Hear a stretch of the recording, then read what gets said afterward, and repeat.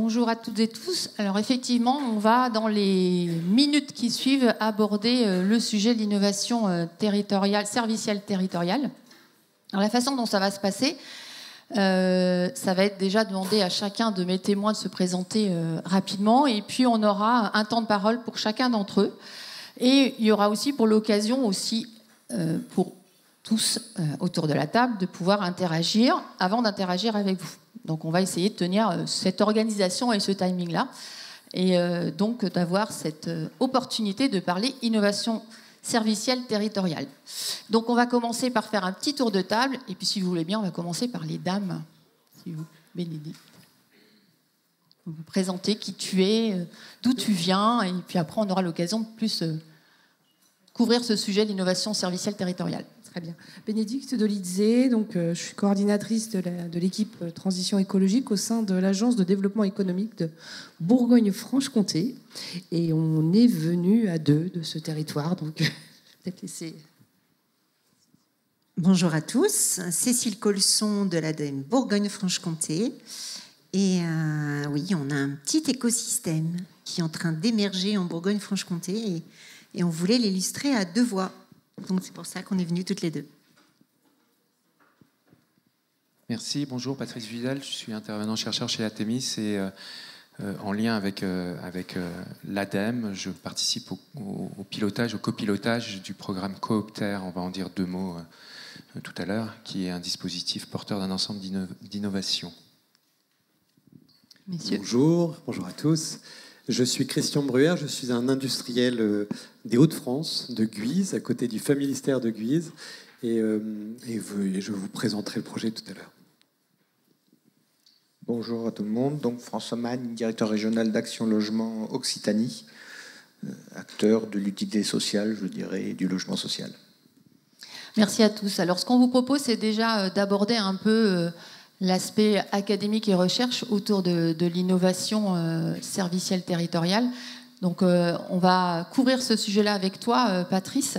Et la première question que j'ai envie de te poser, c'est déjà comment on définit l'innovation, parce que c'est quand même un terme où chacun met un peu ce qu'il veut. Donc comment tu définirais ce terme-là, toi, en tant que chercheur? Alors là, c'est pas moi, hein, je suis reparti d'autres travaux. Peut-être effectivement l'innovation et pourquoi on cherche à innover dans l'EFC. Tu veux que j'aille jusqu'où? Dis-moi. En tout cas, innover. Alors, on fait l'hypothèse que l'économie de la fonctionnalité et de la coopération nous invite en tant que nouveau référentiel émergent à innover, à faire évoluer un certain nombre de cadres. Et donc innover, c'est introduire quelque chose d'encore inconnu, quelque chose de nouveau dans des choses établies. C'est ça, si on repart de la définition de l'innovation. Donc, dans le domaine économique, on dit souvent que les innovations, ça va se traduire à travers des nouveaux produits, des nouveaux services, mais aussi des nouvelles organisations, des nouveaux processus de fabrication qui peuvent être mis en œuvre. Donc on n'est pas dans l'invention, on n'est pas dans la découverte, hein, on est dans quelque chose qui peut s'appliquer, qui va s'inscrire dans la société, qui va contribuer à la transformer. Donc effectivement, aujourd'hui, l'innovation avec le prisme EFC, quel lien? On voit que finalement, regarder l'économie sous ce prisme-là nous invite à innover. Alors, je vais m'appuyer sur les travaux qu'on a menés dans le cadre de l'étude prospective. L'ADEME, en 2015-2016, avait commandité une étude prospective sur l'économie de la fonctionnalité qui a été pilotée par Atemis. On avait construit un collectif pour répondre, hein, travailler avec un ensemble d'entre vous qui étaient déjà présents dans les clubs et au sein de l'Institut. Et on avait identifié dans cette étude un ensemble de dimensions, d'enjeux de transformation sur lesquels il nous fallait agir, hein, construire ces transformations si on voulait aller vers le scénario de référence qui était favorable à l'émergence d'un modèle économique à haute valeur environnementale et sociale. Donc, si ça vous intéresse, vous pouvez vous reporter à la dernière partie de ce rapport et vous allez trouver toutes les dimensions de transformation sur lesquelles il faut qu'on agisse, hein, qui sont autant d'innovations. Alors, à une échelle, je vais en citer juste comme ça 2 ou 3, mais à une échelle générique, on avait vu par exemple qu'il fallait que les institutions sectorielles qui régissent les secteurs d'activité évoluent. Et que là, il y avait des innovations à faire émerger à l'échelle de ces institutions sectorielles. Mais on avait aussi vu qu'il fallait, et je vais y revenir, il fallait innover dans les dispositifs d'innovation eux-mêmes. qui aujourd'hui n'était pas vraiment adapté à ce que l'on cherche à faire. Et on va y revenir juste après. Et puis, si on regarde plus dans le quotidien de ce qu'on cherche à faire les uns les autres, à travers les trajectoires qu'on porte dans les entreprises, les territoires, en fait, on cherche à construire des nouvelles réponses, ce qu'on a dit. Ces solutions intégrées, ce sont bien des innovations par rapport à la façon dont, habituellement, on pose la production d'un bien et d'un service et sa délivrance. Et tout ça, ça nous amène à construire des nouvelles façons de travailler qui vont être assises sur des nouvelles conventions entre des acteurs. Là, on a des enjeux d'innovation en termes de conventions. Christian Dutertre le disait ce matin, qui doivent aussi s'appuyer sur des innovations, sur la façon, par exemple, d'appréhender la valeur et de convenir de la valeur qui est créée et de la façon dont on va la rémunérer. Ce sont, par exemple, autant de domaines dans lesquels il faut qu'on innove, parce qu'on voit bien que les formes actuelles, telles qu'elles les relations, les formes actuelles de convention entre nous, elles sont bloquantes si on veut aller vers une nouvelle trajectoire que l'on porte de nos voeux. Et donc, concernant ces modèles d'innovation aujourd'hui, qu'est-ce qu'on peut retenir comme élément prégnant de cette façon d'innover dans les dispositifs et cette modalité d'innovation? Alors, là aussi, je vais repartir de ce qu'on avait des travaux de l'étude prospective, parce que c'était une fiche de variables. On avait identifié les variables qui conditionnent l'évolution d'un système et on avait étudié cette variable sur les modèles d'innovation. Le modèle dominant, vous le connaissez tous, le modèle dominant, mais qui est à la fois dominant dans notre approche, dans notre façon de penser l'innovation, mais qui est aussi dominant dans les dispositifs de financement. C'est l'innovation qui est centrée sur le vecteur de la technologie. Et en fait, c'est l'hypothèse que c'est la technologie qui va être le support de l'évolution des pratiques sociales. Alors, si on prend un exemple, on va imaginer qu'on va développer une application qui va permettre à des voisins de se prêter leur voiture. Et donc, c'est en passant par le développement de cette technologie, de cette petite application, qu'on va transformer la capacité à faire circuler ou partager des biens. Voilà. Donc ça, c'est l'approche dominante, et les dispositifs d'innovation, ils sont souvent centrés là-dessus. L'approche qui est plutôt celle que l'on cherche à mobiliser, nous, dans la communauté de l'EFC, c'est celle qui était caractérisée d'innovation sociale. Alors l'innovation sociale, ça consiste à élaborer des nouvelles réponses aux besoins sociaux ou des besoins mal satisfaits dans les conditions actuelles, en impliquant la participation et la coopération des différents acteurs concernés, les utilisateurs, les usagers. Ce que disait Philippe Durance, c'était intéressant, qui anime la chaire prospective et qui nous a accompagnés. Lui, il donnait une autre définition. Il disait que finalement, c'était le changement de la société par elle-même, pour elle-même, en dehors des institutions. Cette capacité d'innovation sociale que l'on cherche à porter à l'échelle de nos territoires. Donc cette innovation sociale, en fait, elle a des éléments prégnants, des éléments qui la caractérisent, des points d'appui aujourd'hui. Ce sont lesquels aujourd'hui? En quoi c'est spécifique et différent? Alors les points d'appui, le premier, c'est partir du réel, en fait. C'est vraiment partir du réel, le réel des usages, le réel des modes de vie, le réel des formes de pensée, le réel de nos organisations de travail, le réel des relations entre les acteurs. Et puis, c'est de comprendre ce réel et de faire l'hypothèse qu'on ne va pas agir sur le réel, on ne va pas agir contre le réel, mais on va essayer de repérer dans l'existant la façon dont on peut essayer de créer des conditions qui vont permettre de commencer à mettre en place des transformations. On va accompagner des évolutions, on va accompagner des changements de mode de vie. Alors, ça signifie quoi? Ça signifie qu'il nous faut des dispositifs, et que ces dispositifs, c'est des dispositifs qui nous permettent de comprendre, par exemple, les usages, les besoins des usages actuels, le rapport à l'alimentation, le rapport à la santé, le rapport à la façon dont on habite un logement, un quartier, un territoire. Et c'est important de garder cette attention aux usages, mais c'est aussi indispensable de partir de l'expérience du travail, l'expérience de celles et ceux qui réalisent ces services, qui sont au plus près finalement de la mise en œuvre. Vous le savez tous dans vos entreprises, quand vous vous mettez en mouvement et que vous cherchez à construire une démarche servicielle, en fait, on va interroger ceux qui sont dans la relation, dans la mise en œuvre de ces activités, parce que là, il se passe aussi tout un tas de choses que l'on ne perçoit pas dans notre prescrit, dans notre façon d'aborder les choses un peu loin. Et on a toute une expérience des personnes là dans le travail qui est extrêmement riche pour repérer déjà une valeur existante qui n'était peut-être pas reconnue, et pour pouvoir s'appuyer comme ça sur des choses qui vont nous permettre de cheminer. Alors, ça nous amène à mobiliser un autre rapport aux sciences, et à trouver des points d'appui dans les sciences humaines et dans les sciences sociales. Ce matin, on faisait référence, alors bien sûr, à l'économie, mais aussi à l'ergonomie, à la psychodynamique du travail, aux sciences du territoire, qui vont être des points d'appui aussi pour nous outiller ou pour nous aider, et puis avec lesquels on va dialoguer. Peut-être que c'est le moment de dire 2-3 mots de cooptère comme un dispositif qui peut... L'occasion. Ou un ensemble de dispositifs, parce que ce travail de prospective, il a donné lieu à des suites, et notamment à ce programme cooptère, piloté par l'ADEME et en partenariat avec Atemis, avec aujourd'hui, dans 25 territoires, des porteurs de projets qui engagent des démarches et qui mobilisent la figure de l'écosystème coopératif territorial comme la nouvelle figure économique à faire émerger pour prendre en charge les enjeux. Ce sont un peu plus de 20 professionnels de l'accompagnement qui se sont formés et qui aujourd'hui constituent une communauté d'accompagnateurs et qui sont aux côtés des pilotes.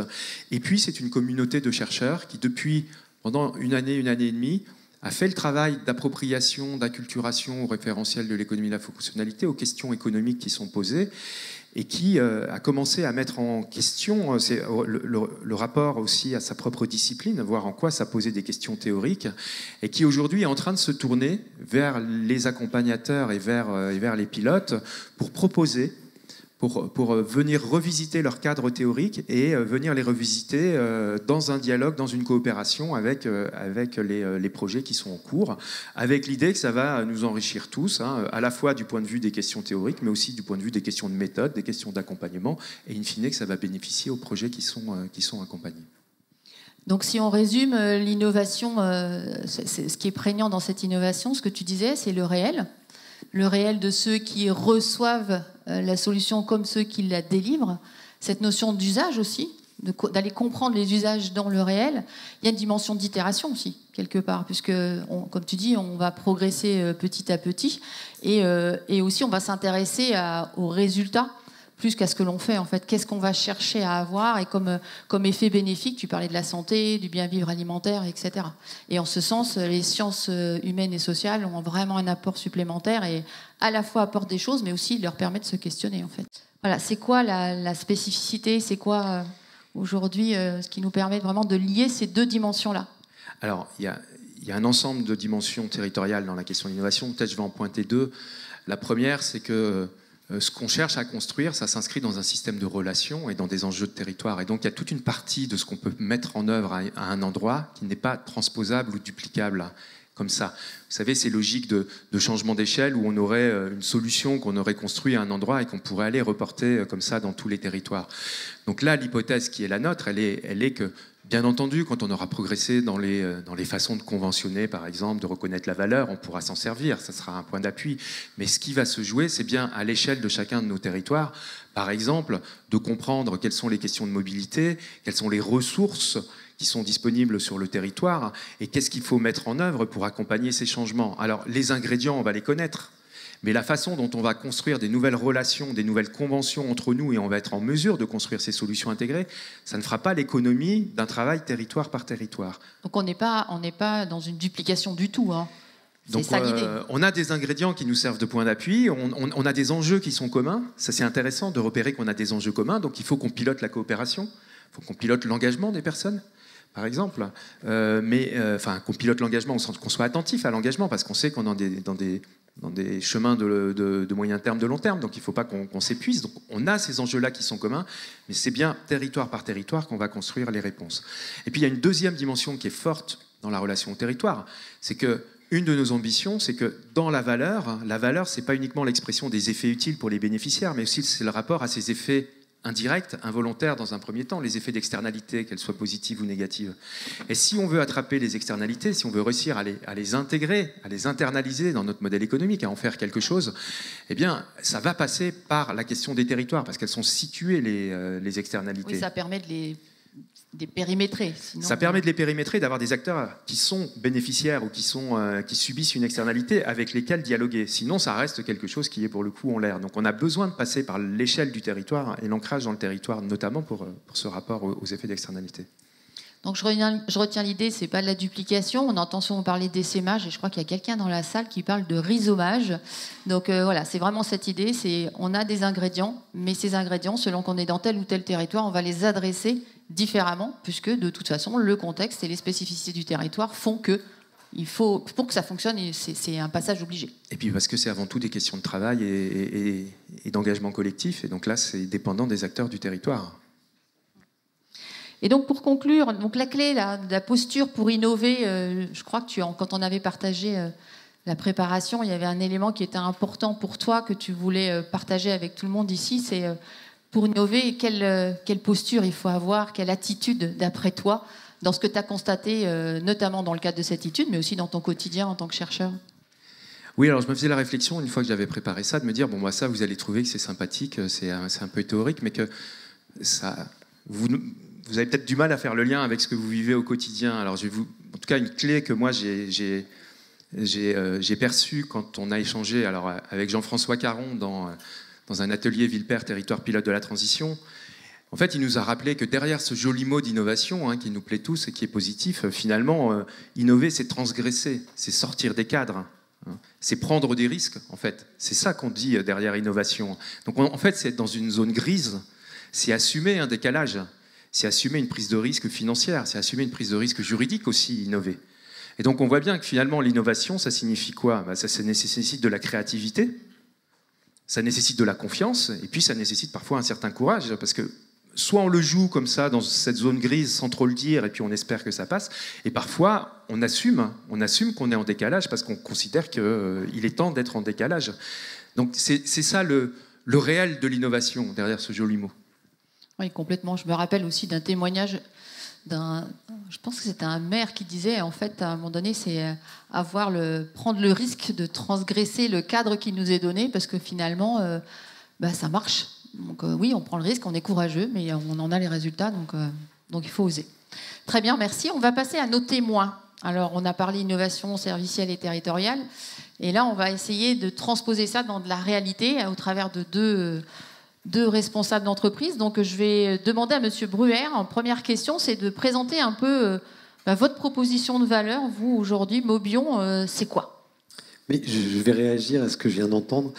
Transgresser, innover, c'est chercher là où les autres ne sont pas allés encore. Et ça, c'est la première étape. Mais après, c'est beaucoup de détermination. Parce qu'en fait, les barrières sont très, très nombreuses. Extrêmement nombreuses. Et parfois très difficiles, parce que même les proches comprennent pas ce qu'on essaye de faire. Et donc, ça, c'est un témoignage que je peux vous livrer. Il faut être déterminé. Alors, ce qu'on fait chez Mobion... simplement, Mobion est né avec l'idée de faire de la pérennité programmée, c'est-à-dire le contraire de l'obsolescence programmée. Donc, tout simplement, plutôt que de penser économie linéaire, on s'est dit on va penser économie durable, donc circulaire évidemment, et donc on ne va pas essayer de vendre un produit, puisque ça c'est l'économie linéaire, on va le louer. Et puis, on va faire en sorte qu'il dure le plus longtemps possible, comme ça sera économiquement viable. Parce que, évidemment, si ça dure longtemps, un meilleur retour sur investissement. Et puis, on va essayer de faire en sorte aussi qu'il soit facilement réparable. Parce que... Je vous arrête tout de suite. Vous parlez de quoi ? Vous pouvez dire ce que vous proposez ? Ah, mais c'était marqué là, alors je pensais que tout le monde le savait. On fait des batteries, et on fait des scooters électriques, on développe de l'électronique. Et tout ça donc, au service de la... Alors, moi, je parle pas de scooter électrique, parce qu'en fait, quand je regarde un scooter, je vois pas un scooter, je vois des composants. Et d'ailleurs, c'est une des clés de la recette. Je disais tout à l'heure à Christian Duterte que je crois avoir trouvé la troisième lame du ciseau, votre ciseau qui est de la coopération et qui permet de produire moins, parce qu'on est plus nombreux à utiliser. Il y a aussi une lame du ciseau qui est de faire durer le composant, c'est-à-dire cette matière première qu'on a utilisée pour faire quelque chose qui est utile dans un sous-ensemble, pour en faire un produit, de le faire durer très longtemps. C'est-à-dire, ça s'appelle l'éco-conception. C'est éco-concevoir un composant en imaginant comment on va pouvoir le réutiliser dans sa seconde vie, sa troisième vie, sa quatrième vie, sa cinquième vie. Et je m'arrêterai là, pas parce que je voulais m'arrêter, parce que le fisc m'a arrêté là. On n'a pas eu le droit d'aller au-delà de la cinquième vie pour des raisons administratives, fiscale, des secrets que je n'ai pas encore bien compris. Mais en tout cas, ce qui est certain, c'est que en faisant ça, on n'amortit plus le produit dans notre économie servicielle à nous, on amortit les composants. Et par évidence, quand on amortit les composants d'un produit, eh bien, on amortit plus longtemps. Puisque un produit, vous le savez tous, il est limité par son composant le plus fragile. Donc, quand vous n'amortissez plus le produit et que vous amortissez les composants, eh bien, du coup, votre coût comptable pour le produit global, il est inférieur. C'est-à-dire, je suis désolé, je ne suis pas comptable, mais je vais vous en faire un tout petit peu. Ce qu'on appelle la dotation annuelle aux amortissements, elle s'effondre. Puisque là, nous, on a été autorisé à amortir jusqu'à 20 ans.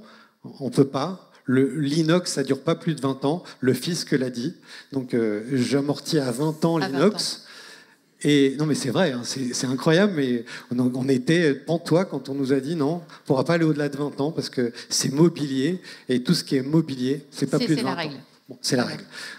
Toujours est-il que ça marche quand même avec que 20 ans, ça marche. On a diminué notre dotation annuelle aux amortissements. Du coup, notre prix de revient, il est inférieur. Comme notre prix de revient est inférieur, notre prix de vente, il est inférieur. Et alors c'est drôle, on fait plus de marge, mais on a un prix de vente inférieur. Et enfin, évidemment, puisqu'on a pensé démontabilité, réparabilité, eh bien évidemment, ça nous coûte moins cher. Et on peut le faire en coopération avec d'autres, parce que ça, c'est open source. C'est aussi une des autres clés du sujet. C'est qu'on a pu faire des documents très précis pour le réparer, puisque notre but, c'est pas de le vendre, et donc c'est pas de le protéger, c'est de le faire durer le plus longtemps possible.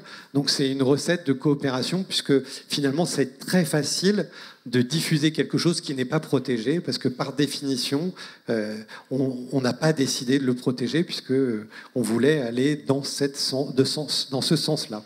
Voilà. On peut quand même signaler que dans ce que vous proposez aujourd'hui, vous ne l'avez pas dit, vous êtes France Garantie, ça veut dire que plus de 70% de votre produit est fabriqué en France. Oui, ça c'était une autre des composantes, c'est que aujourd'hui c'est très compliqué de travailler avec des fournisseurs. Alors si en plus ils sont à l'autre bout du monde et qu'on ne peut pas vérifier ce qu'ils vous disent parce que vous ne pouvez pas les rencontrer. Alors en plus là avec les années qu'on vient de passer, on ne pouvait même pas se déplacer, donc c'était très compliqué. Donc nous, ça faisait longtemps qu'on avait décidé de faire ça, et depuis 2021, on a réussi à passer le label Origine France Garantie. On a été audité par l'AFNOR. Ils ont vérifié nos comptes, encore une fois, quand on fait de l'électronique, mais c'est des comptes qu'on vient vérifier. Et donc, on est à 68,9% aujourd'hui, Origine France Garantie. Et on a eu l'audit la semaine dernière, et on est passé à 73%, parce qu'on vient de faire l'acquisition d'une usine dans l'Aisne, à Guise, à côté du Familistère, comme je disais tout à l'heure. Et cette usine nous a permis de rapatrier d'autres éléments de structure qui n'ont pas forcément une grosse valeur dans le produit, mais qui nous permet une certaine forme de souveraineté et de réparabilité qui est bien meilleure. Donc on a acheté une usine qui était vouée à être transformée en friche industrielle, et on l'a transformée en usine de scooters, et demain usine de batteries de stockage stationnaire, parce qu'aujourd'hui on fait que les scooters, mais nos batteries sont prévues pour une seconde vie dès la première. Et ça aussi c'est l'éco-conception, c'est-à-dire que plutôt que de recycler, nous on remanufacture, c'est-à-dire que plutôt que d'envoyer la matière à des kilomètres pour la broyer ou la fondre, et puis la renvoyer encore, et puis la renvoyer encore, puis la renvoyer encore.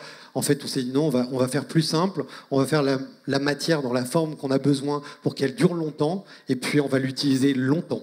Et comme ça, on n'aura pas besoin de la broyer, de la fondre, etc. Donc on voit bien toute votre intention louable sur l'économie circulaire, la notion d'éco-conception, la notion finalement de production sur le territoire. Mais la dimension servicielle, là-dedans, vous avez un peu parlé du modèle de revenu qui est sous forme de location. Mais aujourd'hui, quelle est la dimension servicielle et pourquoi aujourd'hui vous intéressez à cet aspect serviciel sur votre offre ? Alors notre scooter a été développé au travers d'un service de location, puisque pour des raisons, on a été lauréat d'un projet ADEME qui s'appelait IPME, ou qui s'appelle IPME, je ne sais pas si ça existe toujours. Et donc, on avait décidé de faire ça en open innovation, c'est-à-dire avoir un territoire d'expérimentation réelle. Il s'avère que je connais bien la restauration livrée, parce que j'étais un des fondateurs d'Allo Resto, le site de restauration livrée. Et donc, j'ai proposé d'utiliser ce territoire pour tester nos scooters. Comme les livreurs de pizza sont des pilotes d'essai extraordinaires. En termes de durabilité, c'est des bons, c'est des bons testeurs. On les a appelés les pilotes d'essai de l'extrême entre nous. Et donc, du coup, ça nous a permis de comprendre finalement quels étaient les différents points qu'on devait améliorer pour avoir une meilleure durabilité des composants. Et puis, ça nous a aussi appris quelque chose qui est économique et qui est extraordinaire, c'est le coût total de la possession. Donc, quand vous faites un truc qui dure, par définition, il tombe moins en panne.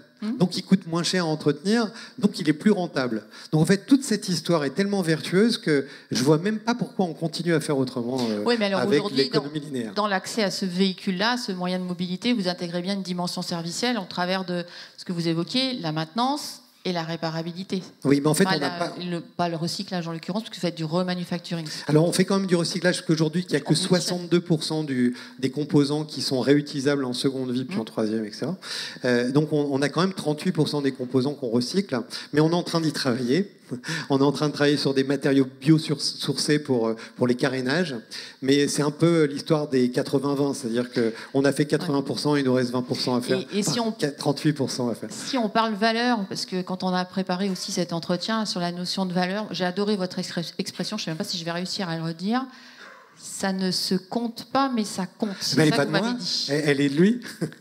En fait, c'est pas parce que... Qu'est-ce que vous mettez là-dedans aujourd'hui qui fait que finalement, au-delà du produit, au-delà de tout ce qu'il y a dans dans le côté vertueux, durabilité, etc., qui sont des choses, je dirais, plus de l'immatériel et qui font référence à la valeur. Vous avez évoqué plusieurs sujets. Est-ce que vous pouvez faire partager tout le monde? Oui, bien sûr.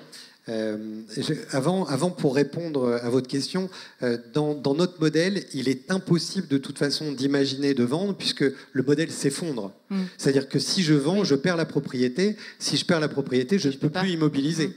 Par définition, je n'immobilise pas puisque je vends.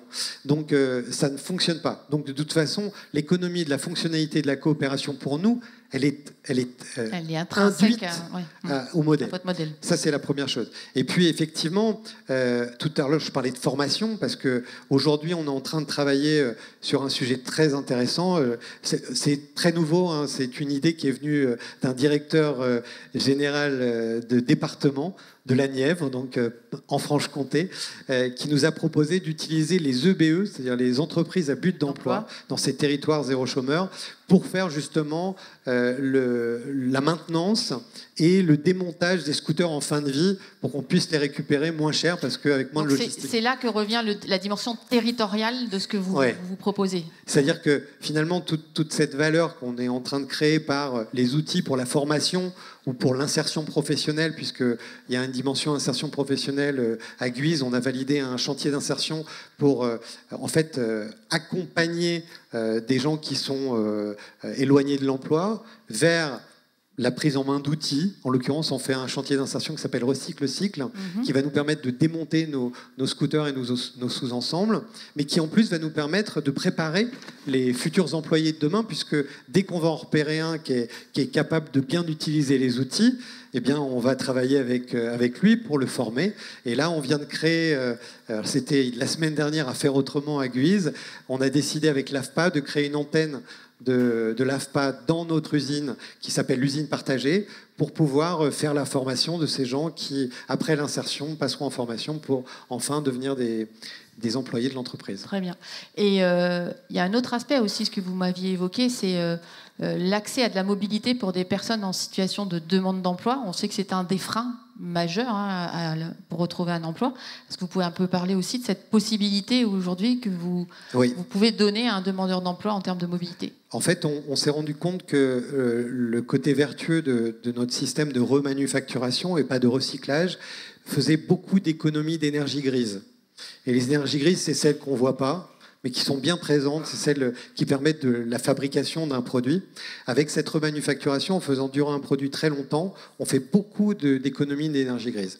Et on s'est rendu compte qu'en fait, les nouveaux dispositifs européens, et notamment les certificats d'économie d'énergie, pouvaient nous permettre de faire des grosses économies d'énergie grise et donc de valoriser des certificats d'économie d'énergie qui pourraient avoir une valeur importante. Donc on a fait une analyse de cycle de vie de notre produit et on s'est rendu compte que l'hypothèse la plus valide nous permettait, sur un seul scooter mis en location et pas vendu, d'économiser à peu près 110 mégawattheures d'énergie. Ce qui, si on utilise ces scooters selon un programme qui a été lancé par l'ADEME cet été, nous permettrait de réduire notre prix de location de 20 € par mois, puisque ce programme nous donnerait 8 € par mégawattheure économisé. Alors, je suis désolé, c'est un peu technique, mais en gros, 1 mégawattheure CUMAC égale à 8 € si on fait en sorte de faire utiliser ce véhicule par un public précaire qui va l'utiliser pour aller se former, pour aller travailler, pour rendre service des aides à domicile, des choses comme ça. Donc ça combine bien les deux aspects, effectivement. C'est tous les efforts que vous avez faits dans cette dimension éco-conception et économie circulaire va avoir un impact, effectivement, au niveau territorial pour ces populations-là, puisque ça vous permet d'avoir un prix plus acceptable et de pouvoir leur donner aussi accès à un moyen de mobilité à des tarifs tout à fait compétitifs, en fait. Tout à fait. Alors, ça dépend de la taille des batteries dont vous avez besoin, parce qu'elles s'enlèvent, les batteries, chez nous, donc on peut en mettre une, on peut en mettre deux, on peut en mettre des petites, des grosses, enfin bref. Donc le prix, on va dire, actuel, il est à 59 € hors taxe par mois pour un scooter électrique, ce qui est moins cher qu'un scooter thermique déjà. Mais avec le dispositif auquel on a candidaté dernièrement, c'était le 26 septembre, hein, c'est pas vieux, et on va présenter notre projet le 12 octobre au ministère de l'économie et à la DGEC. Le sujet, c'est de récupérer en gros 800 € par scooter produit, ce qui nous permettrait de descendre notre prix aux alentours de 40 € hors taxe par mois pour un public précaire. Et donc, pour ce typologie publique, ça nécessite bien quand même une coopération avec les acteurs en lien avec ces populations-là. Je pense à Pôle emploi, je pense aux collectivités, etc. aussi. Donc là, il faut aussi monter cette coopération et de la faire de façon très territoriale, puisque, comme on le disait, un territoire n'est pas égal à un autre. On est en train de construire l'écosystème. On a candidaté à un dispositif qui s'appelle Ambition Transition, qui réunit beaucoup d'acteurs de l'économie sociale et solidaire dans les Hauts-de-France. Et donc le but, c'est d'utiliser en fait cette organisation déjà mise en place pour pouvoir nous aider dans ces missions locales de mobilité pour aider les territoires. Et notre choix, parce que la pérennité programmée, c'est pas seulement de la technologie, c'est pas seulement de l'éco-conception, c'est aussi des choix de société. Et nous, on préfère aujourd'hui mettre nos scooters en milieu rural, confier à des gens qui ont besoin pour se déplacer, pour aller travailler, enrichir le territoire, parce que finalement, enrichir le territoire, c'est enrichir aussi notre vie quotidienne. Et donc voilà, j'ai le choix, moi, facile de pouvoir louer à des restaurants de restauration livrée, parce que je les connais bien, en plus ils me font confiance, parce que je les connais depuis très longtemps. Mais je préfère faire le choix de la pérennité programmée, parce que d'abord, sans vouloir trop critiquer mes clients d'hier, la restauration livrée, c'est beaucoup de multinationales qui font beaucoup d'évasion fiscale. Et puis c'est aussi une nourriture qui n'est pas de grande qualité. Et donc, finalement, aider le territoire me semble plus important avec ce type de positionnement-là. Exactement. Et puis, pour finir, notre scooter en milieu rural, il sera moins facilement victime de vandalisme si clairement, avec un livreur de pizza, il est en plein cœur d'une ville et puis il est victime de vandalisme par son propre utilisateur. Ouais, tout à fait. Merci, Monsieur Breuer. Merci à vous. Monsieur Magne, alors... On est toujours aussi dans l'innovation servicielle territoriale, dans un domaine complètement différent, donc un concept qui s'appelle Corpo Working. Est-ce que vous pouvez nous présenter un peu ce concept ? Alors, pour le dire autrement, parce que je sais que dans la salle, le franglais n'est pas forcément quelque chose de particulièrement apprécié, je vais qualifier ça du bureau près de chez soi. Action Logement, donc en 2 mots, c'est un gros organisme paritaire qui gère la participation des employeurs à l'effort de construction. Et nous sommes un des principaux financeurs à la fois du logement social, mais aussi de la rénovation urbaine et de différents dispositifs, dont un qui a un fort lien avec l'initiative que nous avons prise, qui est un dispositif qui s'appelle Action Cœur de Ville. Action Cœur de Ville, c'est un dispositif qui vise à remettre au cœur des villes moyennes, je dirais, de l'activité, des salariés, et de faire revivre finalement des cœurs de ville qui aujourd'hui, pour certains, connaissent d'assez grandes difficultés, pour pas dire plus. Ça fait écho quand même aussi à des débats qui vont nous animer dans les mois et les années à venir. Le zéro artificialisation net, le fait que demain on ne pourra plus construire effectivement et faire de l'étalement urbain, et qu'on va de plus en plus aller quand même vers aussi la reconquête de ces espaces d'urbanisme. Nous sommes gérés par les partenaires sociaux. C'est un des secteurs également, et c'est aussi intéressant, où il y a un relatif consensus sur ce sujet, que ce soit de la part des organisations patronales comme des organisations salariales, puisque le but, en fait, et notre mission initiale, c'était de rapprocher le domicile du travail pour que les salariés puissent le plus facilement possible prendre un emploi. Une des clés de l'accès à l'emploi aujourd'hui étant bien évidemment l'accès au logement. Simplement, en Occitanie, nos représentants donc des mouvements paritaires ont réfléchi et se sont dit, mais contribuer à continuer à faire que, par exemple, à Toulouse, on ait l'engorgement urbain qu'on connaît avec les bouchons, passer finalement 1 heure à l'aller, 1 heure au retour dans son véhicule, pollué, etc. On voit pas bien la finalité de tout ça. Et malgré tout, un certain nombre d'entreprises ont aussi une responsabilité, et nous portons aussi une responsabilité sociale. Donc, finalement, si on faisait le prisme inverse. C'est-à-dire rapprochons plutôt le travail du domicile.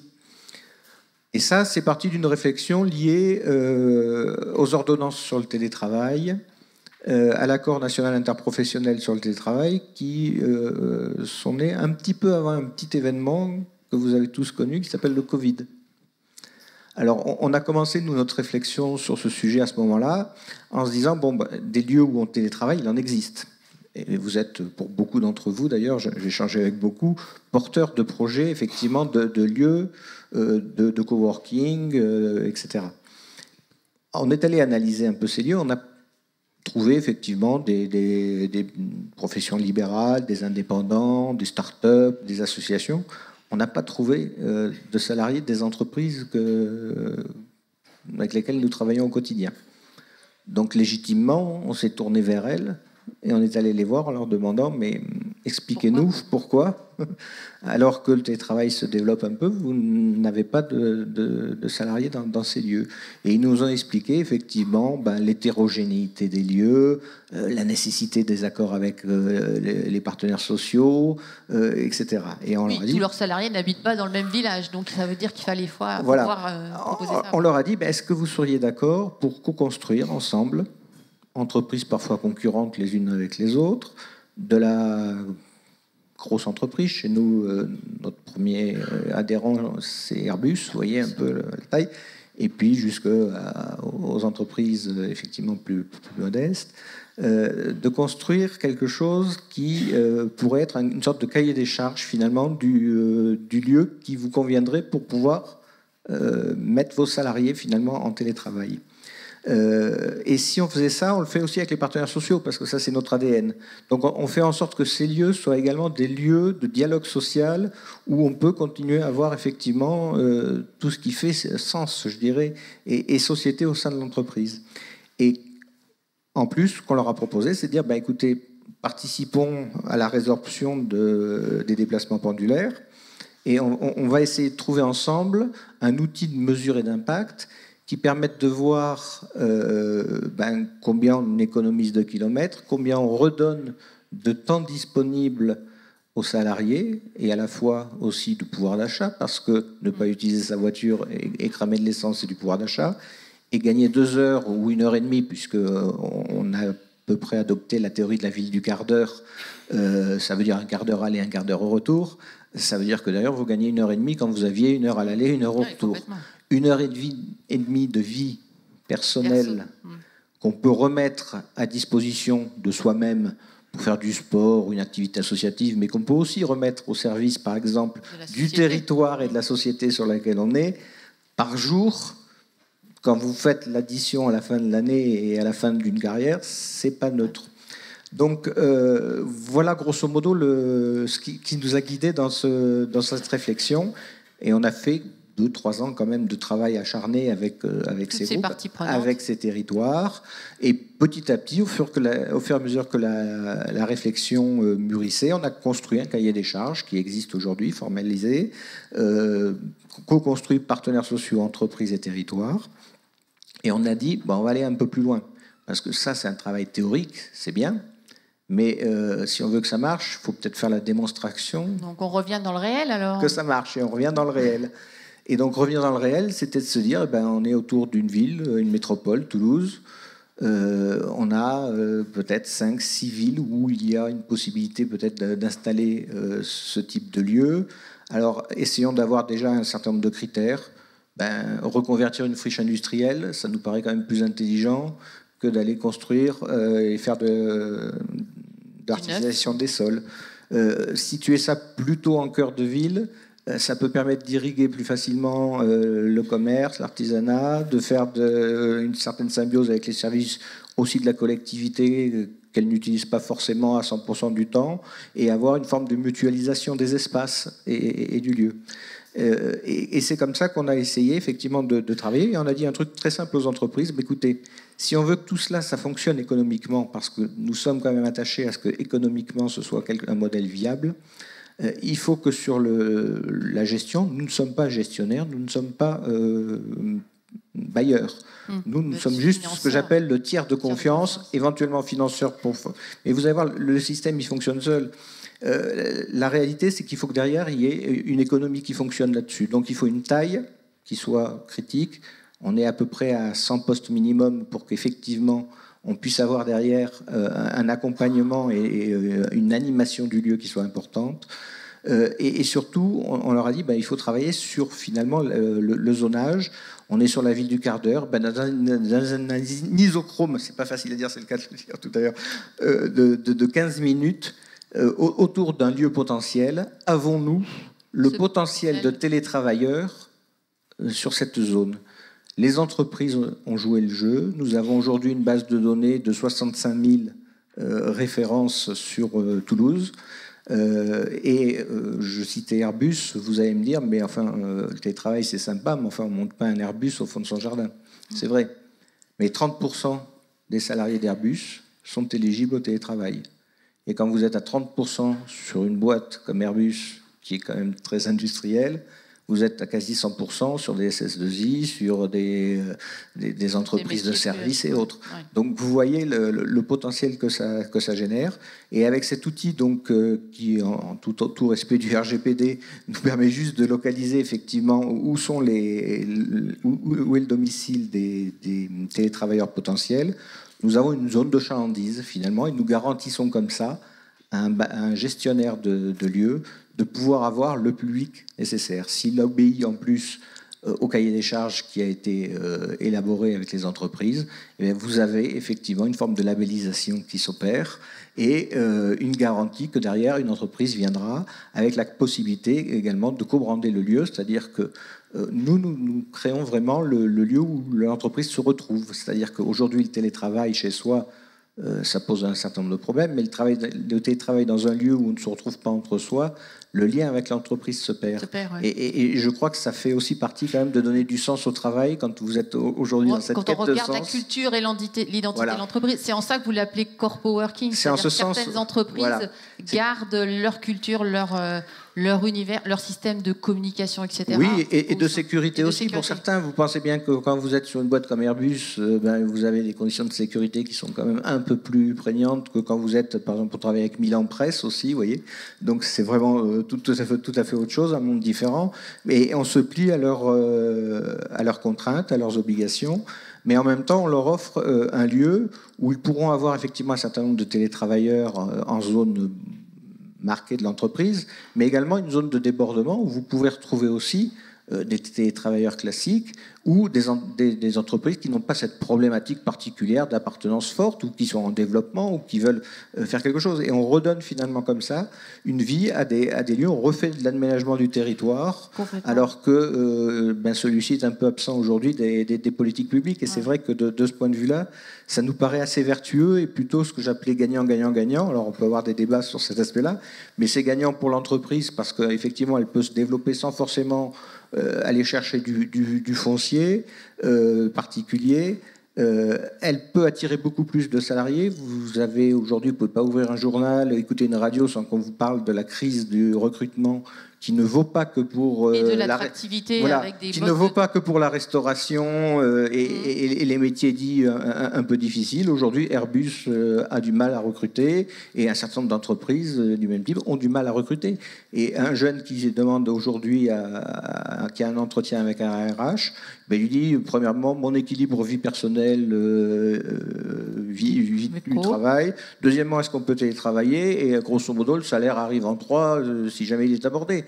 Donc c'est véritablement participer aussi à ce regain de sens que recherchent effectivement tous ces jeunes. Et je crois que ça permet aussi d'accompagner effectivement l'entreprise dans cette réflexion.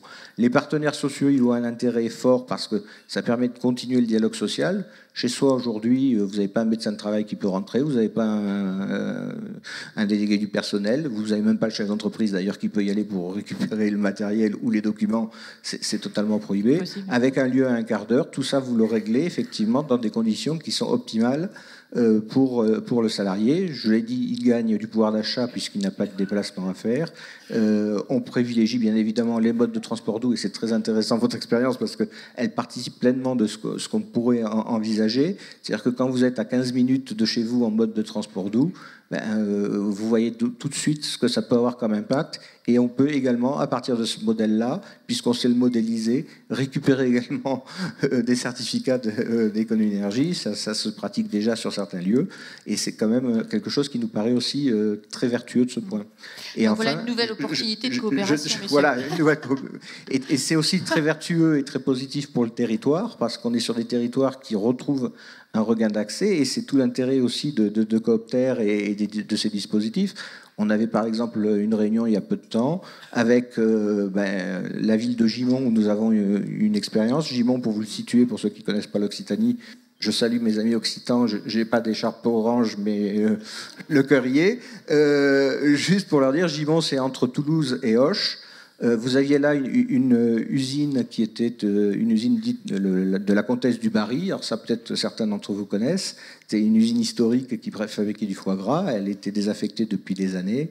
Et dans ce lieu, on va totalement le reconvertir pour en faire effectivement un espace de corpo working. Et le travail aujourd'hui qui est mené dans le cadre de Coopter, par exemple, c'est d'aller travailler avec l'ensemble de l'économie locale en leur disant, voilà, vous avez une centaine de télétravailleurs qui potentiellement viennent dans ce lieu à partir du mois de mars prochain.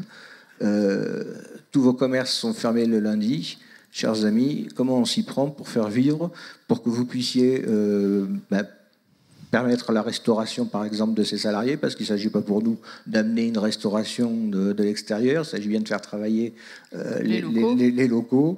Comment est-ce qu'on peut, peut-être au niveau associatif, développer des activités justement d'accompagnement sportif pour soi, pour les personnes qui seront. Comment, avec la mairie, on peut peut-être travailler l'ouverture de la crèche pour le personnel, et comment, finalement, les gens qui vont gagner cette heure et demie peuvent aussi se mettre au service. Oui, il y a aussi aussi cette idée-là quand même. Du territoire, de ce réseau associatif. Et ça, c'est tout l'intérêt effectivement du dispositif à travers l'animateur. Et un animateur dans un tiers-lieu, c'est pas quelqu'un qui vide les poubelles, c'est pas quelqu'un qui change les ampoules ou qui est au photocopieur.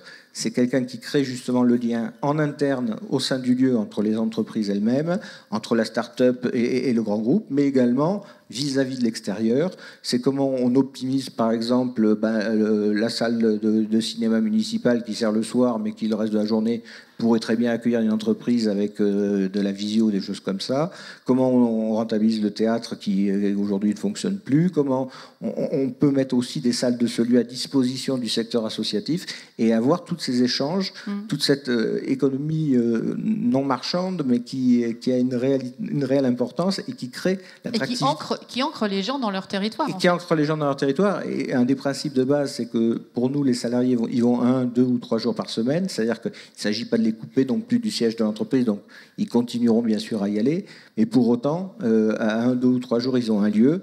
Et si on veut qu'ils préfèrent ce lieu plutôt que de rester chez eux, parce que c'est aussi ça l'alternative, il faut que ce lieu soit attractif, bien évidemment, et qu'il leur apporte un supplément d'âme. Oui, vous pointez là du doigt deux sujets. Il y a un sujet du développement territorial au sens large et qui est vraiment qui va dans les deux sens en fait, où le salarié va y trouver son compte, mais il va aussi potentiellement, parce qu'il va libérer du temps de trajet, du temps de stress, du temps aussi de stress lié à télétravailler chez soi, parce qu'on sait que c'est pas toujours facile, si on est mal installé, si on a les enfants autour, c'est compliqué, pour finalement l'investir de nouveau en partie, pas totalement forcément, mais en partie dans le territoire pour s'inscrire dans des associations, etc. C'est aussi pour les territoires, les collectivités, d'avoir un lieu qui soit mutualisé, où l'univers privé, l'univers public, finalement, se retrouve dans quelque chose qui peut être partageable à certains moments. Oui, mais qui reste séparé. Oui, bien sûr. Ce qui est important pour nous aujourd'hui dans le télétravail à domicile, c'est qu'effectivement, il n'y a pas cette notion de séparation.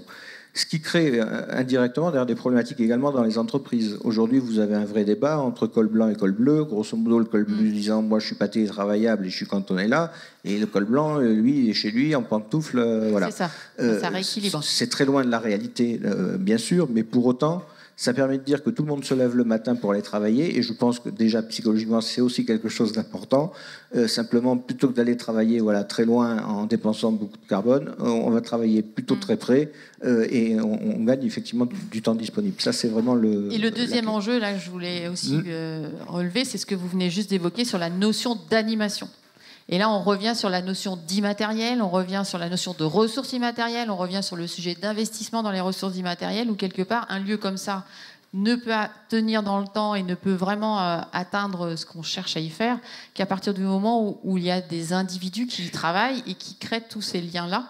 Et c'est un enjeu qui est assez conséquent, puisque nous, pour ma part, nous, on est dans un lieu comme ça et on voit bien cette importance cruciale d'êtres humains qui font le lien entre tous ces univers et toutes ces actions-là.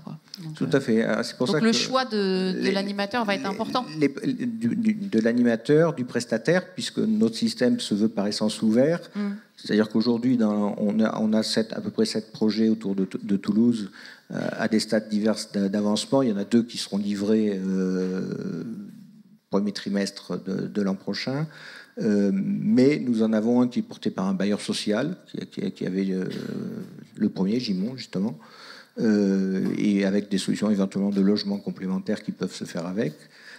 D'autres sont portés par du privé, d'autres sont portés par des collectivités. Donc on revient au sujet de Patrice, c'est pas de la duplication. Il y a des ingrédients. Alors, sur la duplication, moi, nous pensons que duplication n'est pas réplication. C'est-à-dire que on est attaché à un modèle qui soit duplicable au sens où le modèle est transposable sur les territoires. Par contre, il est évident que d'un territoire à l'autre, vous venez de Bourgogne-Franche-Comté, moi j'ai la chance quand je travaille avec les entreprises d'avoir le siège d'Airbus à Toulouse. Quand vous êtes en Bourgogne-Franche-Comté, vous avez énormément de travailleurs pendulaires, mais qui vont travailler dans la région d'à côté, et le siège, il est dans la région d'à côté. Ce qui veut dire que les équipes qui sont sur la région Bourgogne-Franche-Comté, par exemple, elles ont peu d'interlocuteurs au niveau des entreprises, ils sont plutôt en Ile-de-France. Et c'est la force d'un dispositif comme le nôtre, c'est de pouvoir couvrir effectivement l'ensemble du territoire et de pouvoir adapter ça, parce que notre modèle, il fonctionne bien sur Toulouse, sur Bordeaux, qui est à peu près identique, mais il va être différent, effectivement, sur d'autres territoires. Donc, il est duplicable, mais par contre, ça ne sera pas, effectivement, dans les mêmes conditions. Mais je crois que c'est important, dans tout ce que nous construisons, d'ailleurs, collectivement, d'avoir justement cette notion de dire qu'à un moment, ça peut être duplicable, parce que il faut qu'à un moment, on passe aussi à l'échelle supérieure. C'est-à-dire que si on veut vraiment qu'on réforme, comme on le souhaite, la manière de fonctionner, la manière de travailler, il faut que les expérimentations que nous menons puissent faire école. Et pour faire école, il faut bien qu'à un moment, effectivement, elles soient duplicables. Il peut y avoir des spécificités territoriales telles que, effectivement, quand vous êtes, je sais pas, au fin fond des Alpes. Vous m'aviez parlé de l'Ariège, voilà, et du cœur de centre-ville aussi, oui, c'est des adaptations quand même. Ça, c'est des choses. C'est-à-dire qu'en avançant, enfin, en travaillant, on a avancé, puis on s'est rendu compte finalement de notre modèle. On disait on va rayonner autour de Toulouse, et puis à un moment, on nous a dit ouais, vous êtes bien là, mais quelles sont les personnes, les salariés qui ont le plus de difficultés, qui mettent tout autant de temps d'ailleurs à aller travailler que ceux qui habitent en périphérie, et qui par contre ont beaucoup plus de problématiques pour télétravailler. C'est ceux qui habitent en plein cœur de la métropole, c'est-à-dire au cœur de Toulouse, parce que le mètre carré il est hors de prix, que quand vous êtes jeune et autres, vous n'avez pas la pièce supplémentaire, le bureau supplémentaire pour travailler, et que vous mettez également 1 heure pour aller en périphérie dans l'entreprise. Donc pour cela, effectivement, on a en cours de route dit on va aussi labelliser des lieux, et on aura un lieu en plein cœur de Toulouse, à la Cité des chercheurs donc de Toulouse, où vous aurez un lieu de télétravail. Il y en aura 2 ou 3 qui effectivement voient le jour, parce que la demande est là. Et on est aussi un peu dans le coup d'après, c'est-à-dire qu'aujourd'hui notre modèle, c'est de dire on ne veut pas que ça coûte en termes de fonctionnement aux collectivités. C'est pour ça que c'est un modèle qui est économiquement viable, et c'est la démonstration qu'on veut faire. C'est pour ça que c'est important pour nous. Mais on a des territoires où vous avez une vraie volonté politique d'avoir de tels lieux, et où on n'a pas la zone de chalandise suffisante pour pouvoir équilibrer, parce que qui dit 100 salariés dans le lieu de télétravail veut dire en fait dans le rayon d'1 quart d'heure plus de 1000. Pour être tout à fait clair. Parce qu'à raison de 1, 2, 3 jours de télétravail par semaine, il vous faut ce public. Donc sur ces territoires-là, on est en train de déjà, et c'est l'exemple à Saverdun, effectivement, dans l'Ariège, on est en train de travailler sur une mixité de lieux, c'est-à-dire que la collectivité dit, on est conscient que ça va nous coûter un peu, puisqu'on aura une part de fonctionnement à prendre en charge, mais ça nous permettra quand même d'avoir l'animateur qui va bien pour accueillir une 50aine de télétravailleurs. Et comme dans le même temps, on travaille effectivement sur le renouvellement urbain des cœurs de ville, on peut envisager de dire que peut-être demain, des gens préféreront aller habiter effectivement dans des villes moyennes où vous avez quand même une qualité de vie qui est sans commune mesure, et différente, qui est recherchée de plus en plus d'ailleurs suite à l'épisode du Covid. Et vous verrez grossir petit à petit effectivement cette cohorte de télétravailleurs potentiels. Donc on est très confiant là-dessus. Encore une fois, moi j'ai une base de données de 65 000 et quelques noms, situations. Je veux ouvrir 4 à 5 lieux, 6 lieux, ça fait 600 places. Vous voyez, oui. Il y a de la marge. Oui, bien sûr. Et derrière, donc, ça laisse le fait que le modèle est duplicable. Mais les partenaires sociaux ont souhaité effectivement pouvoir avoir une espèce de droit de regard, en tout cas sur le label. C'est-à-dire qu'il nous paraît important le système peut évoluer, le cahier des charges peut évoluer en fonction de tout ce qui se passe. On aura un club des utilisateurs et autres. Mais à un moment, un label, on le donne, mais on peut le retirer. Et ça veut dire aussi que, si l'animation n'est pas à la hauteur, s'il n'y a pas cet accompagnement qui nous paraît essentiel, parce que c'est la clé de voûte du dispositif, effectivement, un lieu se verra retirer son... Oui, on revient au sujet de la contractualisation d'un engagement, et de dire, aujourd'hui, on se met d'accord, on s'engage dans ce projet-là pour atteindre cet objectif-là, ce résultat-là. C'est très clair. Qu'effectivement, si ça ne se passe pas, on se réserve le droit de pouvoir changer ça. Très bien. Je vous remercie, on y reviendra peut-être tout à l'heure. Je vais me retourner vers mes collègues de Bourgogne-Franche-Comté. Alors, votre position, elle est complètement différente, puisque vous êtes acteur du développement économique sur votre région. Alors, dans ce rôle-là, pourquoi vous vous intéressez finalement à l'innovation servicielle, et comment vous y êtes venu ? Alors, déjà, peut-être pour resituer en toute humilité, à Bourgogne-Franche-Comté, on n'était pas les pionniers sur l'économie, la fonctionnalité de la coopération, ce qui nous a permis de regarder un petit peu ce qu'ont fait les autres, et pour innover, je crois que Patrice en a parlé tout à l'heure, on s'est déjà inspiré de tout ce que faisaient les autres, et on essayait de voir comment on pouvait s'y prendre peut-être aussi un peu autrement pour être plus créatif, prendre le risque que ça aille peut-être moins vite. Tu as parlé de ça. Courage, je ne sais pas, mais voilà. Sur les trois points que tu as cités, je pense qu'on peut dire ça. À l'agence de développement économique, je vais en parler pour nous, on avait une mission sur l'éco-conception.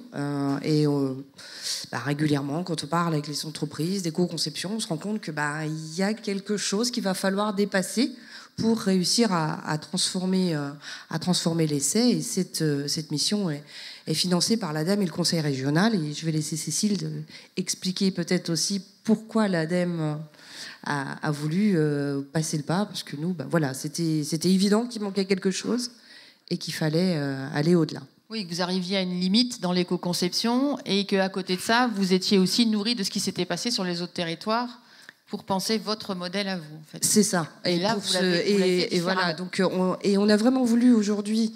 Au début, j'étais seule invitée à cette table ronde pour le redire, et on s'est dit mais comment on va faire pour expliquer la richesse de notre écosystème et de comment on s'y est pris. C'est pour ça qu'on a voulu venir parler toutes les deux.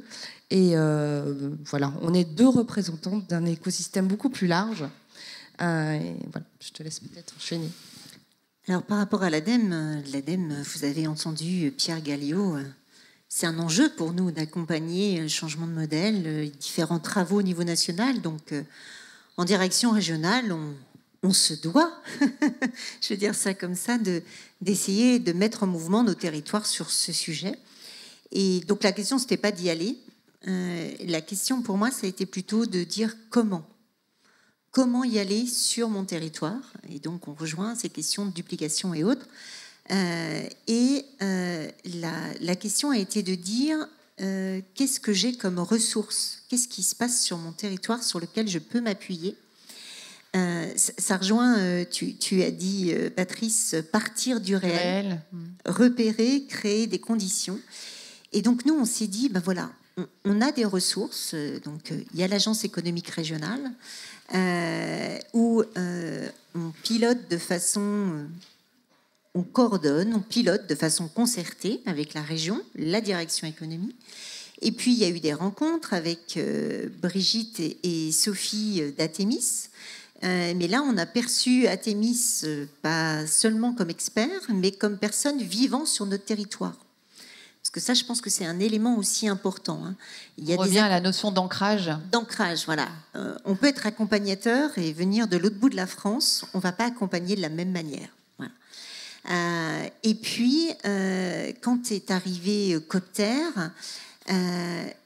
c'était quelque chose qui nous donnait envie, mais en regardant ce qu'on faisait, et donc il y a des membres qui sont là, on avait un collectif et une action qu'on avait avec la région, qui était le générateur Bourgogne-Franche-Comté, mais on s'est dit, mais il y a des similitudes. C'est sur ce quoi on travaille depuis un moment avec les territoires. Et là, je vais réutiliser ce que tu viens de dire, Patrice, sur l'innovation territoriale. Mes collègues du siège ont, entre guillemets, accepté que j'assume un décalage pour innover. Voilà. Bourgogne-Franche-Comté, il n'y a pas de Copter, mais on a plein de générateurs, Bourgogne-Franche-Comté. Et voilà. Et donc, nous aussi, on prend un peu ce risque, entre guillemets, de dire, voilà, comment est-ce qu'on est dans cette dynamique nationale, mais comment est-ce qu'on fait avec nos ressources? Et avant de créer une nouvelle structure, voilà, on sait plutôt dire, on essaye de repenser, d'adapter et éventuellement de créer. Donc vous êtes parti des ressources disponibles, mais ça ne suffit pas. C'est-à-dire qu'il y avait aussi des choses entre vous. Vous connaissiez déjà un peu quand même. Oui, c'est ça. Je pense qu'on était déjà un noyau dur, en fait, qui travaillait... je parlais de ressources immatérielles hyper fondatrices pour nous, dans un climat de confiance important. Donc, moi, je pourrais dire, voilà, je suis à l'agence, je suis financée par le conseil régional, je suis financée par l'ADEME, machin. Non, comme l'a dit Cécile, on a un mode de travail qui fait qu'on était déjà voilà, sur cette Vous aviez sur déjà cette ce terreau de la confiance. et un très fort engagement des personnes qui étaient autour de la table au début. Et comme l'a dit Cécile, notre rencontre aussi avec Athémis a peut-être scellé des choses, nous a permis de conscientiser ce qu'on était en train de vivre et de se dire comment on va faire. On va cranter un petit peu et puis aller au-delà. Donc, la façon de faire, c'était de se mettre au travail ensemble. Parce que pour sceller cette coopération, je crois qu'il n'y a rien de mieux.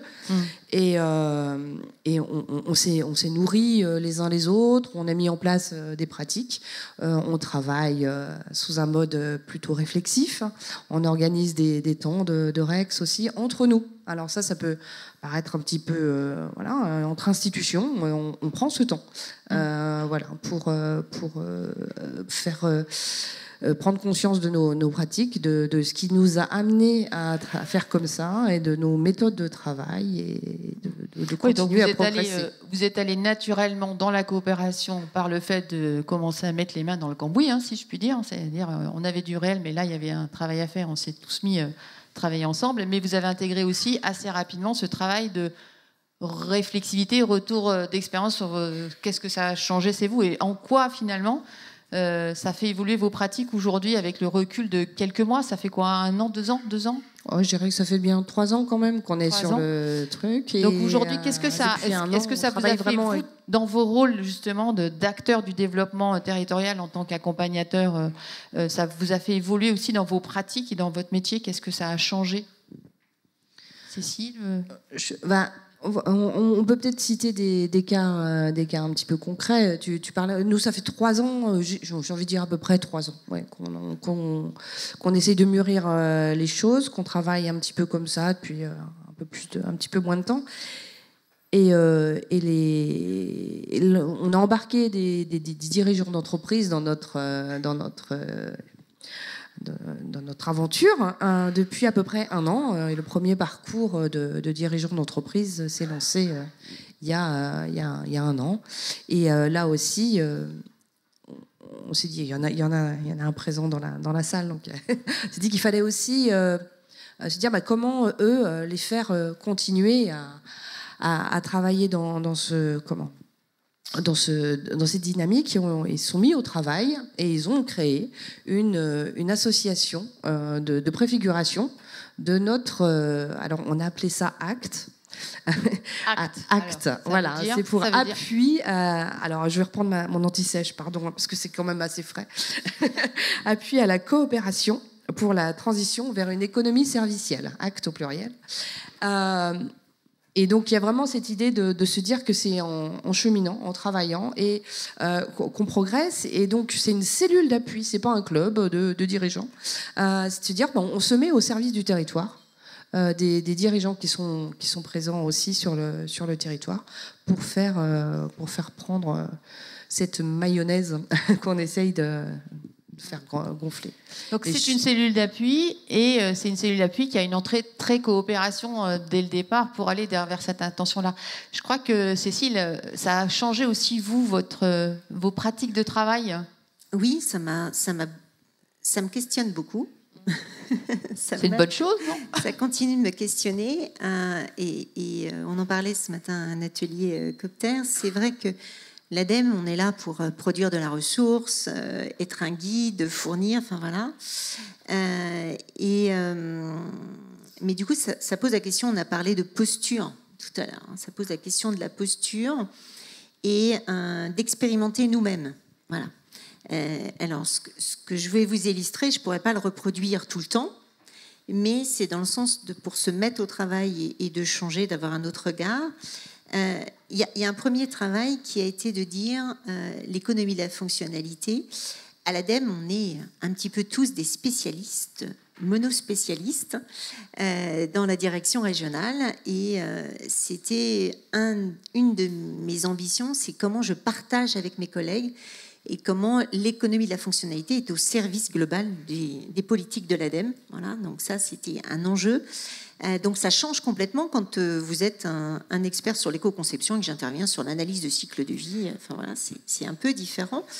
Donc c'est comment aussi moi j'essaye de me mettre au service de mes collègues, voilà, Et j'ai récemment un collègue qui est venu me voir parce qu'il a participé à une formation qu'on a organisée. J'ai réussi à mobiliser 4 collègues qui sont venus aux formations comme des stagiaires classiques et qui m'a dit, ben voilà, j'ai un problème sur un dossier, sur un porteur de projet et je pense que l'économie de la fonctionnalité, ça pourrait m'aider, l'aider. Voilà. Et donc du coup, voilà, ça a changé, entre guillemets, ma posture de travail en interne par rapport à mon collègue. Mais aussi, on s'est posé la question de dire, mais comment essayer de faire avec quelqu'un ? Et parfois, on dit à des porteurs de projets, parce que, ben voilà, à l'ADEME, on doit gérer plein de choses, et ben, faites-nous un beau projet, je vous dirai si je vous aide ou pas. Voilà. Et là, l'idée, ça a été autrement, ça a été de dire, mais on va prendre ce porteur de projet et on va ensemble l'accompagner. Et donc, on change notre posture. On était plutôt aussi en prestation de service. Voilà.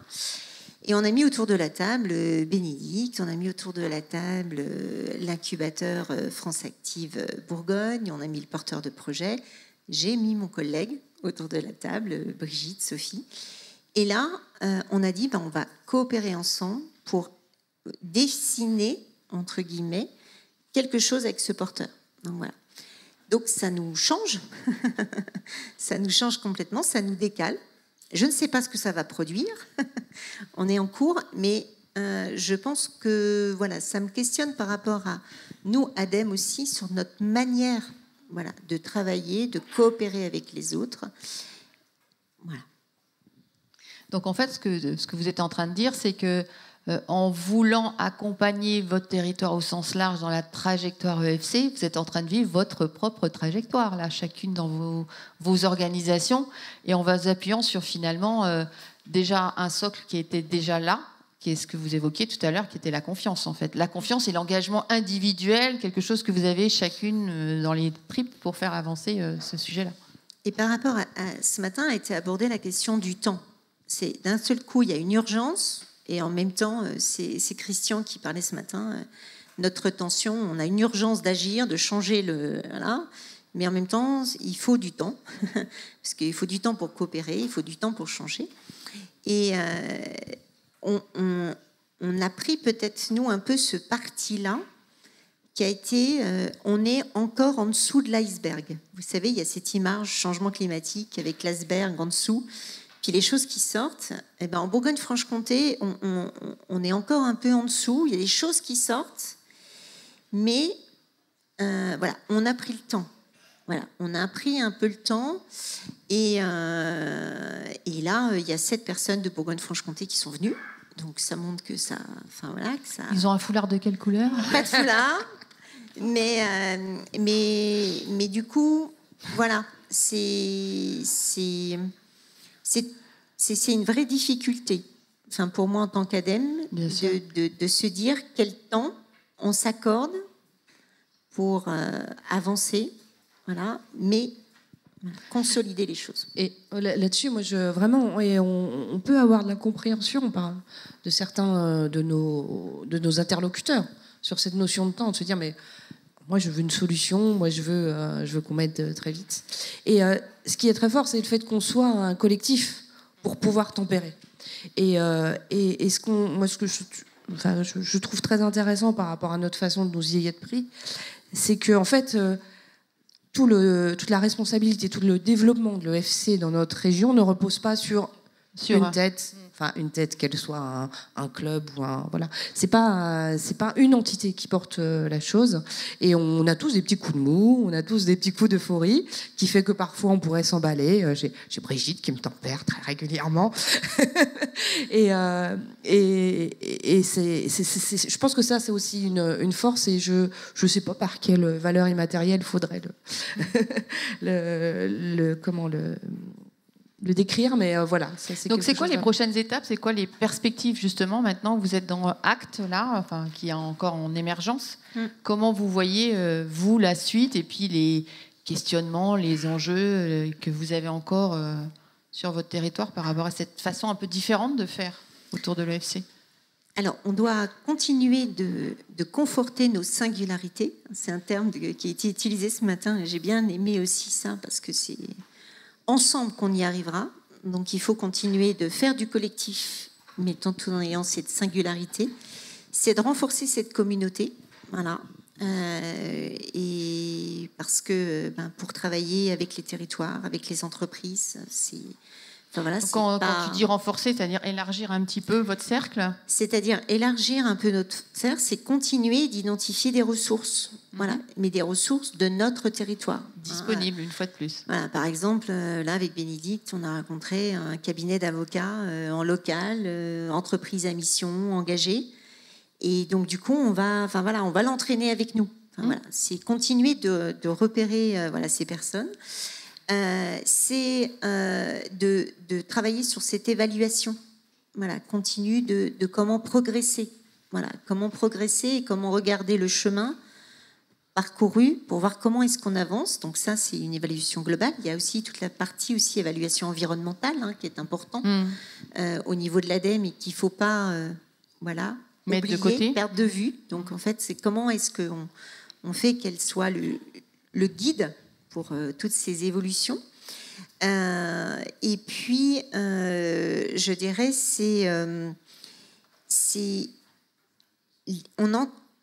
on a des chefs, des dirigeants, donc il y en a un qui est présent là, qui ont envie. Voilà. Mais c'est comment on travaille avec eux sur cette trajectoire et cette vision, ce que vous avez dit. Et là, la grande question, c'est comment est-ce qu'on est à côté d'eux pour construire cette trajectoire et comment est-ce qu'on mobilise les bonnes ressources au moment où ils en auront besoin. Et ça, on n'a pas la méthode. Donc, c'est un. Faut se mettre au travail. Vous l'avez dit, vous l'avez déjà vécu. Faut continuer dans cette voie-là, a priori. Oui, on baisse pas les manches, on continue à les retrousser. Et on a besoin aussi d'élaborer un modèle économique de notre propre cellule d'appui. Parce qu'on ne peut pas reposer sur les mécanismes financiers habituels, se dire, on courir après les subventions, les machins. Et ça aussi, ça prend du temps et ça demande de l'implication d'acteurs qui sont aussi habitués à être sollicités de cette façon-là.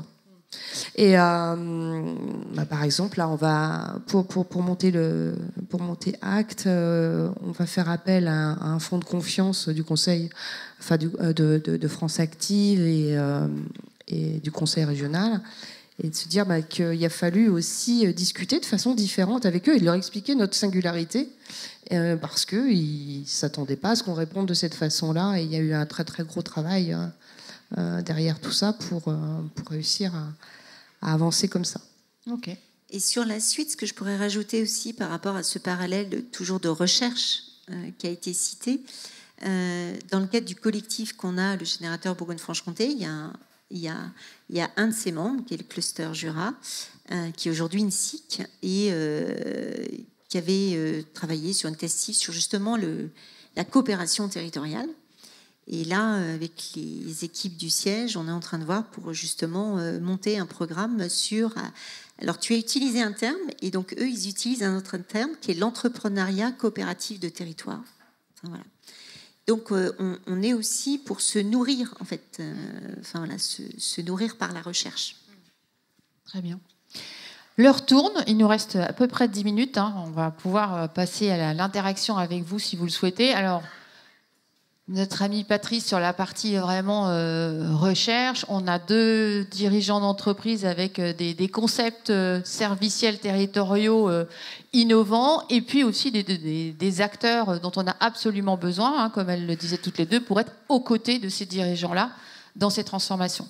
Donc si vous le souhaitez, on peut faire un petit tour de salle si vous avez des questions, puisqu'on a 10 minutes devant nous pour pouvoir permettre ces questions.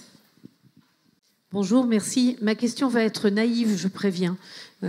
J'aimerais savoir quels sont les métiers et les compétences humaines et professionnelles qui sont derrière les innovations que vous avez évoquées. Je suis gênée par le mot innovation parce qu'il est très général pour des cas très particuliers, mais les changements que vous avez opérés dans vos différentes entreprises ou différents secteurs ou différents services, pour le dernier exemple, quels étaient les métiers et compétences professionnelles qui vous ont aidé à faire cette transition-là? Alors moi, c'est la rencontre avec une ergonome. Alors moi, l'ergonome, je pensais franchement que c'était que pour bien mettre ma chaise pour pas avoir de torticolis. Et alors ça, j'ai découvert cet univers. Enfin, voilà. Voilà, c'est dans le sens que c'est c'est un domaine que je ne connaissais pas et qui, voilà. D'autres personnes? Alors, en ce qui nous concerne, c'est plus dans l'accompagnement finalement des interactions avec les entreprises, et on travaille effectivement avec des cabinets d'ergonomes et économistes de la fonctionnalité, parce que on a une expérimentation.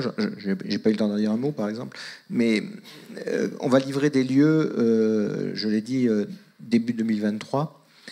Dans le laps de temps, on a mis ce temps à profit pour créer une espèce de laboratoire où justement 3 entreprises ont accepté de mettre des salariés volontaires pour vivre les conditions finalement de ces futurs lieux, mais dans un lieu qui ne sera pas retenu pour ce faire.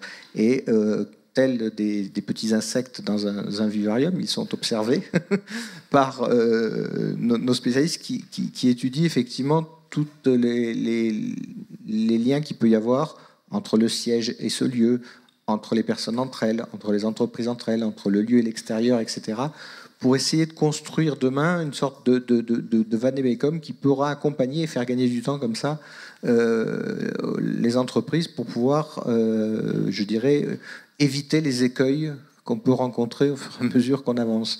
Et c'est tout l'intérêt finalement de ces expérimentations et de cette collaboration, c'est qu'on est plus intelligent à plusieurs, et que si on a fait une erreur, c'est pas la peine que l'autre la refasse. Donc pouvoir effectivement capitaliser sur ces expériences pour en sortir, je dirais, une sorte de méthode pour fonctionner le mieux possible, ça nous paraissait très intéressant. Et c'est vrai que là-dessus, les dispositifs d'accompagnement avec ces métiers spécifiques sont particulièrement intéressants. Ensuite, en interne chez nous, ça n'a rien modifié, c'est ça qui est bien. C'est-à-dire qu'en fait, c'est plus de la gymnastique intellectuelle, ça nous aide à lutter contre Alzheimer, c'est de repenser effectivement les choses différemment, mais ça, tout le monde est capable de le faire à son échelle, à son niveau. Le tout, c'est d'être effectivement bien accompagné, mais c'est à la portée, je peux vous le garantir, de tout le monde. La preuve, j'ai réussi. J'aime beaucoup cette vision. En fait, je ne pense pas que ça soit un type de métier en particulier, même si j'aime bien l'histoire de l'ergonome. Je pense que c'est plus un dispositif ou un mode de pensée ou un état d'esprit qu'on a mis en place. D'abord, on a aplati la pyramide, la hiérarchie, parce qu'elle est contre-productive. Et puis, on a mis ce qu'on a décidé comme étant notre philosophie, c'est-à-dire ce qui drivait l'ensemble des gens qui sont là. On a mis la pérennité programmée comme gouvernance, c'est-à-dire que nos décisions sont à pérennité programmée, qu'on soit comptable, juriste, designer, électronicien, etc., informaticien, c'est-à-dire comment est-ce qu'on fait quelque chose qui va être pérenne, qui va durer et qui va être réparable, etc., etc., toujours la même idée. Et enfin, aujourd'hui, on est plus de 60 associés, c'est pas une coopérative. J'ai pas voulu que ce soit une coopérative pour des raisons de financement, parce que tout ça c'est très joli, mais le financement c'est pas très simple. Et je pourrais en dire un mot si vous voulez tout à l'heure, mais en tout cas voilà, on a fait des dividendes contributifs. On a utilisé un mécanisme qu'on appelait matrice de richesse. Grâce à un système tout simple qui est les entretiens individuels, on a collecté des informations qui permettent de pouvoir redistribuer des parts de la société à l'ensemble des salariés. Et aujourd'hui, moi j'ai des livreurs qui sont là depuis très longtemps, ils sont déjà associés dans l'entreprise, il n'y a pas que des ingénieurs qui le soient. Et du coup, ça crée une vraie collaboration et du coup, ça crée une vraie coopération entre les équipes qui s'écoutent, parce que en fait, elles appartiennent au même écosystème. Et donc, je pense que la règle, c'est pas le métier qui va changer les choses, c'est l'état d'esprit. C'est peut-être dans l'accompagnement, là, quand on parle des fonctions d'accompagnement, ce qu'on porte à travers la communauté des accompagnateurs cooptères, c'est la posture d'aider les innovateurs et les personnes engagées à se saisir des enjeux et à pouvoir les mettre en travail. C'est vraiment cette idée qui est une posture assez différente de la posture classique de conseil, où quand on a un problème, on fait appel à un conseil qui va nous régler le problème pour nous, et finalement, on fait l'hypothèse qu'on va se décharger de la question, on va demander aux spécialistes. Donc c'est vraiment ça l'hypothèse qui est faite. Alors ça signifie quoi ? Ça signifie d'avoir une bonne compréhension de ce à quoi sont confrontées les personnes qui cherchent à innover. Et c'est la mobilisation du référentiel, pas comme un prescrit qu'il faudrait suivre, mais comme une ressource, c'est-à-dire comme une façon d'éclairer différemment des questions, de travailler différemment des problèmes et peut-être de faire émerger des nouvelles réponses, tout en sachant que c'est la première étape, mais qu'après il faut se confronter à la capacité à, justement, à innover, à faire que ces trajectoires qu'on perçoit, on soit capable de les mettre en œuvre. Et c'est tout le travail des accompagnateurs, et c'est là où c'est important d'avoir derrière des dispositifs qui permettent à chacun de revenir. Alors, dans Coopter, il y a des dispositifs de retour d'expérience pour les accompagnateurs. Dans les territoires, il y a des clubs qui sont ces espaces aussi de partage d'expérience, parce qu'on a besoin d'avoir ces points d'appui chacun là où on est pour capitaliser et puis pour continuer à avancer. Alors moi, je rajouterais, je suis pas témoin, j'anime la table ronde, mais je rajouterais 2 choses quand même. J'ai le droit. Je pense qu'il faut aussi des capacités d'animation de l'intelligence collective, parce qu'on peut dire il faut faire de l'intelligence collective, c'est pas évident. Surtout quand on a des gens qui ne sont pas de même univers, qui ne parlent pas le même langage, qui au départ ne sont pas forcément très enclins à travailler ensemble.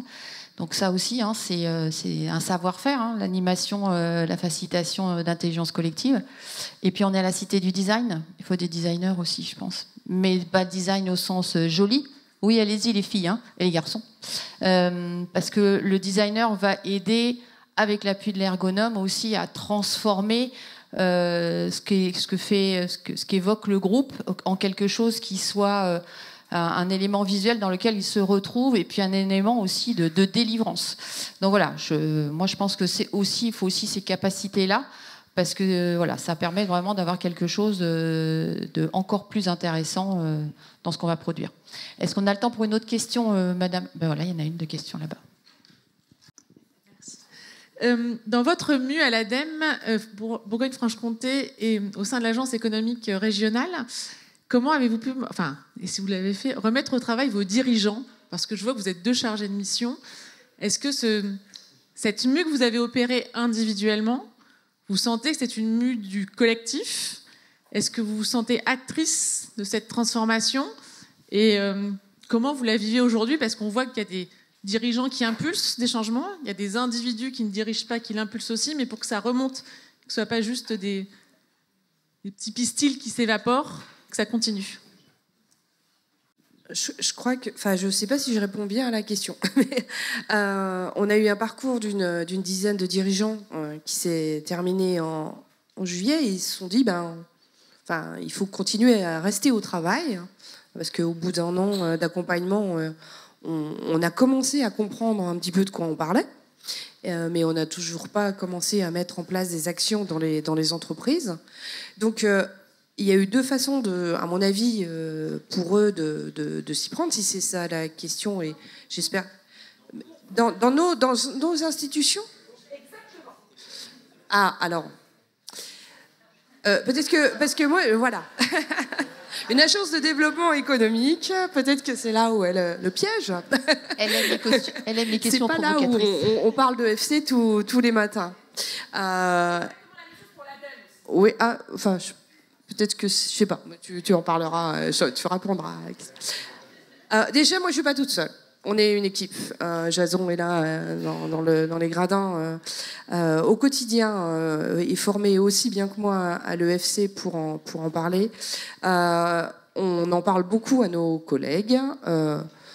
Notre direction nous entend, nous accueille de façon très bienveillante, et je crois a besoin de temps. On parlait de temps, a besoin de temps pour comprendre ce qu'on est en train de faire. Et chacun sur le territoire a besoin aussi de voir les effets que ça produit réellement. Voilà, mais on parlait de métier, on parlait de posture par rapport à l'EFC.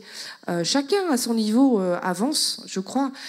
Je veux pas essayer de me détourner de la réponse et de faire une réponse de Normand, mais on peut pas avoir, les mêmes actions ne produisent pas toujours les mêmes effets sur chacun. Et moi, je crois qu'on avance vraiment réellement. Et je pense que toi, tu peux en témoigner avec tes collègues aussi. Alors, la mue, elle est collective. Enfin, je pense que je n'aurais pas mué comme ça, et je suis en cours, si j'avais pas eu ce collectif. Voilà, s'il n'y avait pas cette base. Et j'ai, entre guillemets, on a eu un premier... comment dire, alors, je sais pas comment dire. En termes d'histoire, Bénédicte, Jason de Laver et moi, on a fait tous la formation longue d'Athémis sur l'économie de la fonctionnalité. Quand vous sortez de là, vous ne savez rien du tout. Enfin, vous entendez des choses, mais voilà. Il faut mettre à l'épreuve du réel. Et quand Brigitte me parlait, j'ai cru que c'était une extraterrestre. 2-3 fois, je suis partie. Et du coup, après, on s'est, entre guillemets, éduqués ensemble. Voilà. Et on s'est confrontés à « est-ce que tu me comprends ?» Parce que déjà, si entre nous, qui avons fait la formation, on ne se comprenait pas, c'était un vrai souci parce qu'il faut quand même... Alors, à l'ADEME et dans l'EFC, on jargonne quand même beaucoup avec tous des termes.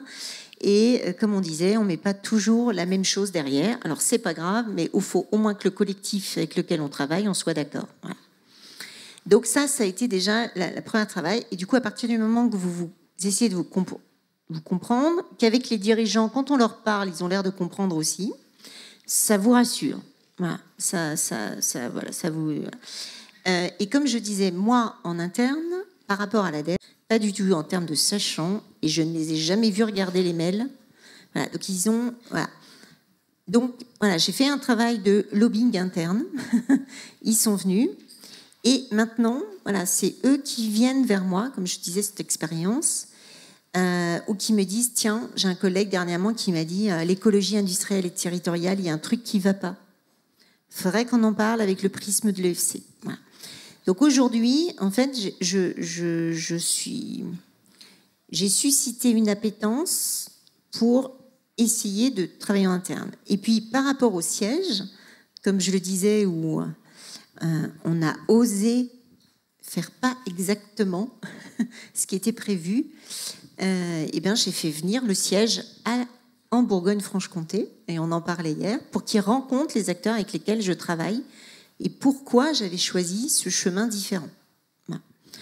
Donc, je dirais que voilà, j'avance à petits pas, mais c'est comme ça que... Voilà. Et j'en suis qu'au tout début.